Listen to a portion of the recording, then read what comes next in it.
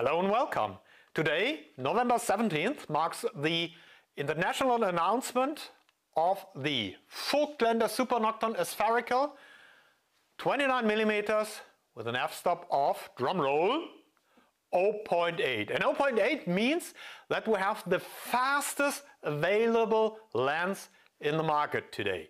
So a very interesting project and a very interesting lens. I just want to give you some short information about it, but let me first introduce you to the range for micro four third, because this is a micro four third lens.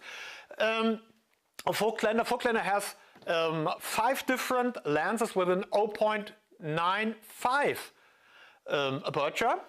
From 10mm to 60mm, all with 0.95 lens, or even very fast lenses for the different lenses with micro four third sensor. And this is not only for photographers who really enjoy the very fast lens, but also for a lot of filmers. And in the filming business, we have a lot of very interesting micro four third cameras. The Panasonic cameras, which is here now with the 10.5mm lens, but also special video cameras like the Blackmagic 4K, which is equipped with the micro four third sensor. All the Z cams, pretty nice cameras, also equipped, or some of them, with micro four third sensor. Very professional cameras, very nice outfit, and a lot of options with these cameras. Here we have the 25mm lens on it, but also the nearly standard GH5, GH5S, GH4 cameras, which are very often used for films, for indie films, because they are equipped with a nice quality and with the micro four third sensor, very lightweight, very good for usage in gimbals. And even with the 60mm 0.95, which I got here on the Olympus, this is a very interesting combination which fits also on most of the gimbals. And now we have some specs for you, which are already awaited. The Super Nokton spherical 29mm with the f-stop of, drumroll, 0.8 is very interesting from the optical perspective, because we have here a lens with 11 lenses in 7 groups. And we have a very special lens in it. Most of the spherical lenses are now molded, and this is a real grindet with a very high temperature process grindet. So pretty interesting from the technical stuff. I don't want to bore you with more details, but if you are interested, just take a look at our website, because we have tons of information on this new process. The angle of view is the most important thing of this, and you might even notice the kind of weird focal length of 29mm. And 29mm on a micro four third lens means the classical 58mm lens look, which a lot of filmmakers and photographers urge for. So very interesting field of view, and the nearly 43 angles make this possible. We have 12 sheets for the aperture with declicking, very important.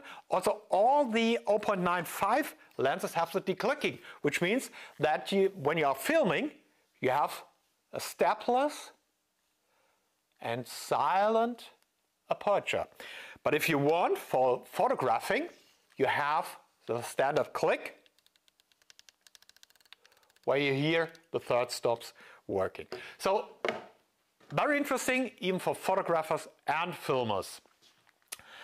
We have shortest shooting distance of 0.37 centimeters, which means up to the lens, to the front lens, kind of 25, 26 centimeters, so very close, which means you have a lot of options for your creative usage.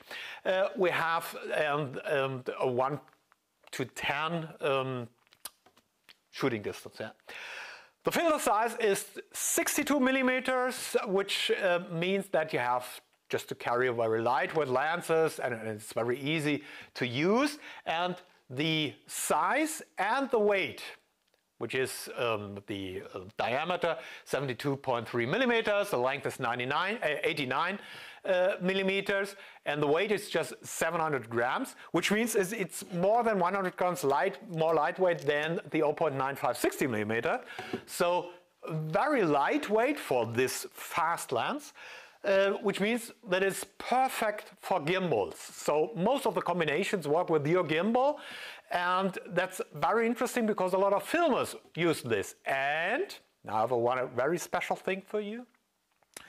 I know that a lot of filmers love manual lenses, but some of them for journalistic things, they sometimes need the autofocus, and if you have a manual focus lens, you lack the autofocus. But when you're working with a gimbal, and the gimbal might be the new DJI Ronin RS2, you have a very interesting option. For the RS2 there exists the new LiDAR sensor, so they call it the 3D focus system stuff. You just put it on your camera, tell which lens to use, you calibrate it a little bit, just 2 minutes of work, so very easy, and it just has to be done once.